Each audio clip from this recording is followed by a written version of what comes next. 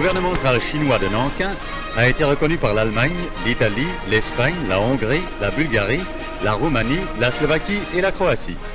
Le chef du gouvernement, Wang Xingwei, inspecte des formations de troupes.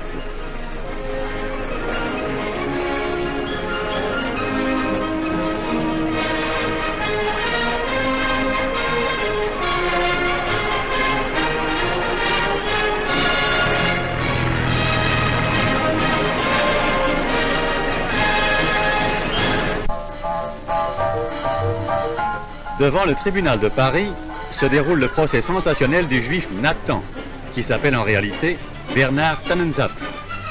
Avant la guerre, Nathan fut l'un des premiers responsables de la faillite du cinéma français.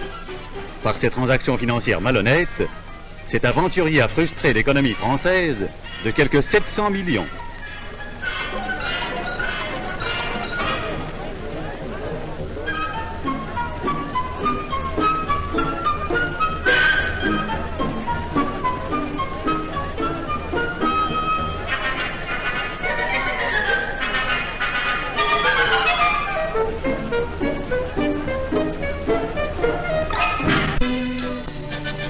L'Association nationale socialiste pour le bien-être du peuple a invité 10 000 enfants belges à passer des vacances en Allemagne. Pendant 5 longues semaines, ils goûteront leur peau dans les plus belles régions allemandes.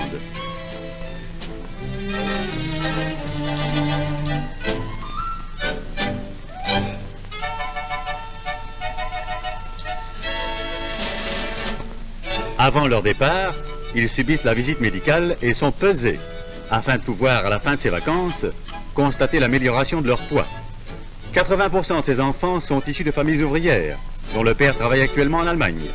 Les autres sont choisis parmi les familles nécessiteuses du pays.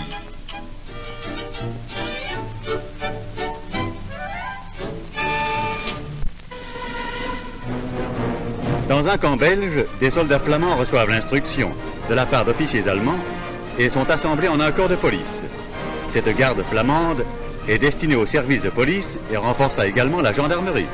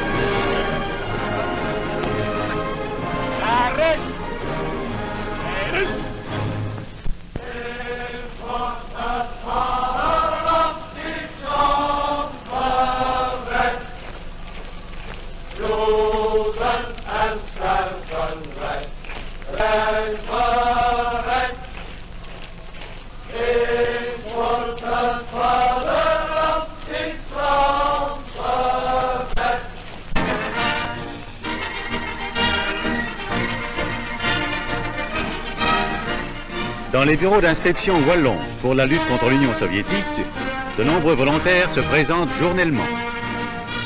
Comme dans tous les autres pays, l'appel à la croisade contre le bolchevisme donne d'excellents résultats.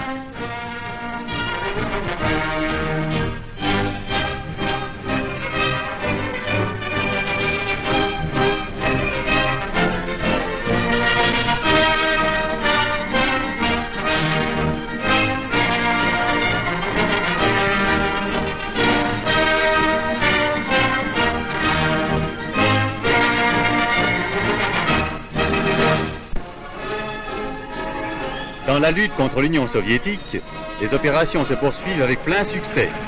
Dans le nord, les troupes allemandes et finlandaises ont commencé la lutte.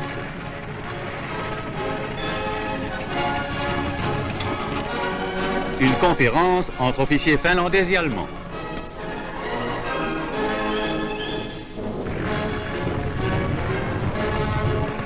L'attaque contre Salla, forte position de défense soviétique, qui a été enlevée après de durs combats.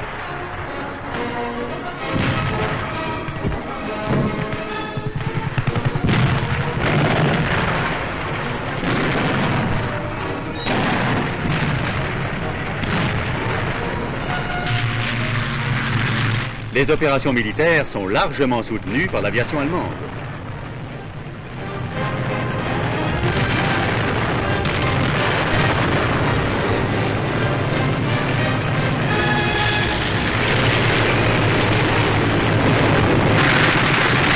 Dans la mer Blanche, les chasseurs allemands attaquent efficacement, au moyen de leurs armes de bord, des unités de la marine soviétique.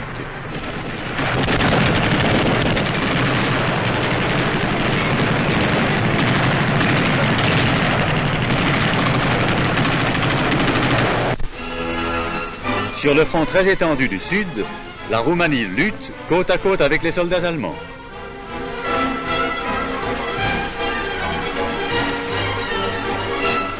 Dans une chaleur épouvantable, l'infanterie opère des marches considérables.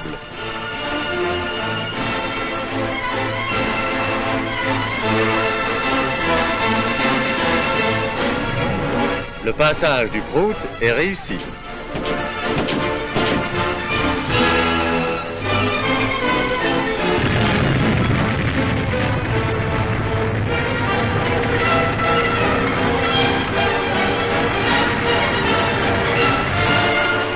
Les troupes alliées entrent en Bessarabie.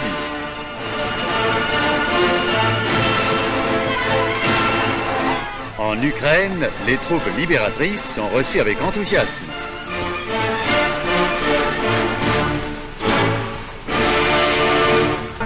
Un repos bien mérité après une fatigante marche en avant.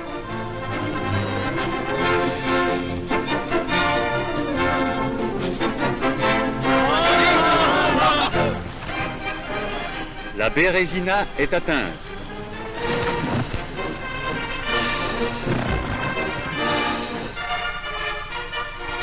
Sur l'emplacement des ponts sautés, les troupes du génie allemand construisent des passages de fortune.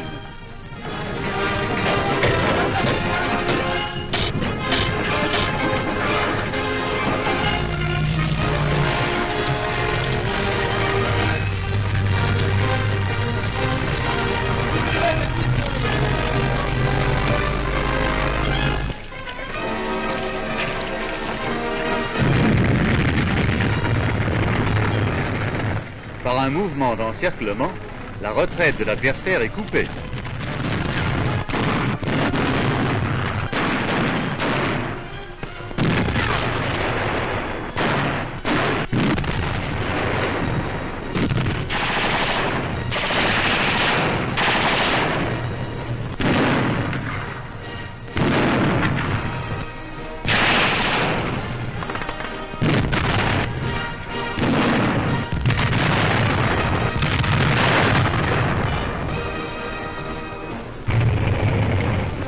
La conquête s'effectue méthodiquement.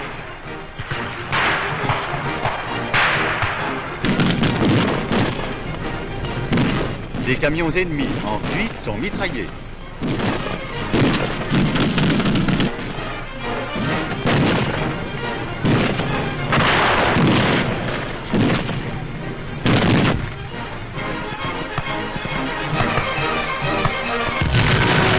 Un tank soviétique est incendié et ses munitions explosent.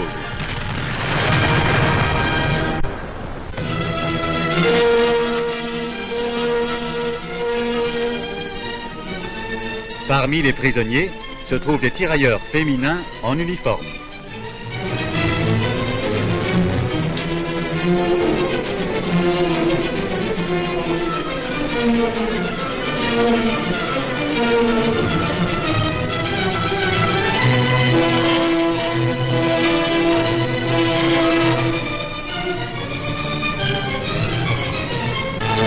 Un un village soviétique. C'est le règne de la négligence et de la saleté. Minsk est atteint. Avant leur fuite, les soviétiques ont mis le feu à tous les coins de la ville. Le siège social du parti bolchevique a été seul respecté.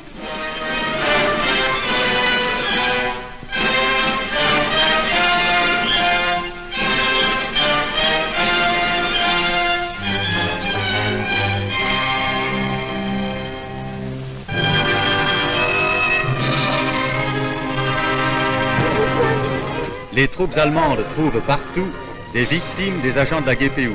Des milliers de civils ont été assassinés et odieusement mutilés.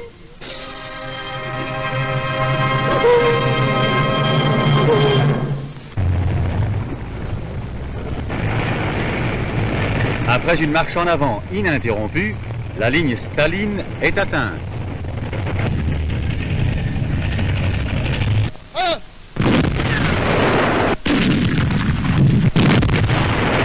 Les fortifications sont prises sous le feu de l'artillerie lourde.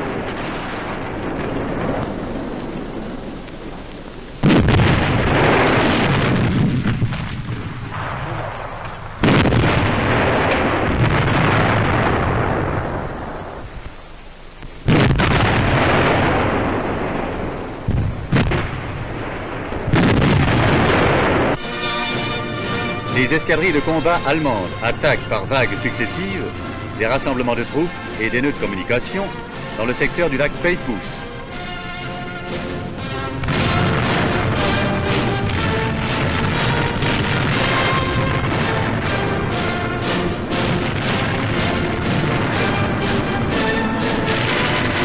Les avions de chasse soviétiques.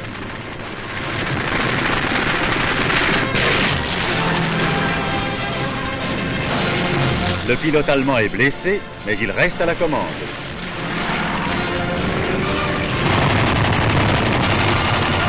Immédiatement, des chasseurs allemands attaquent les avions soviétiques. Ceux-ci sont touchés et détruits l'un après l'autre.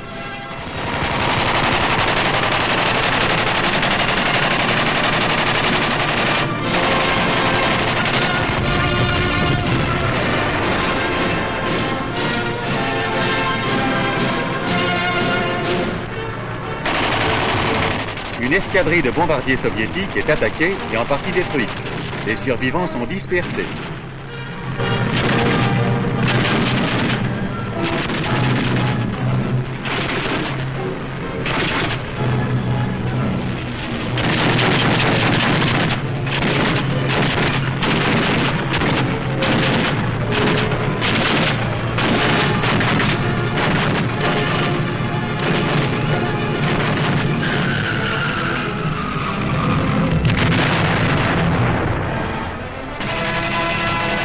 Une attaque effectuée au moyen des armes de bord contre les transports soviétiques.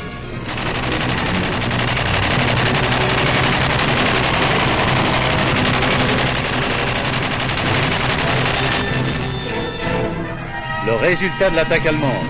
L'aviation allemande possède la maîtrise de l'air.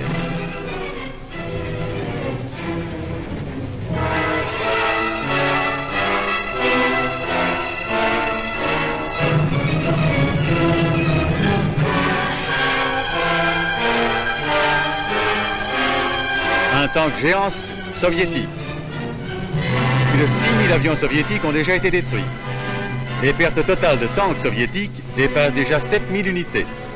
La ligne Staline est percée en tous ses points essentiels et l'avance continue vers la victoire finale de l'Allemagne et la construction d'une Europe nouvelle.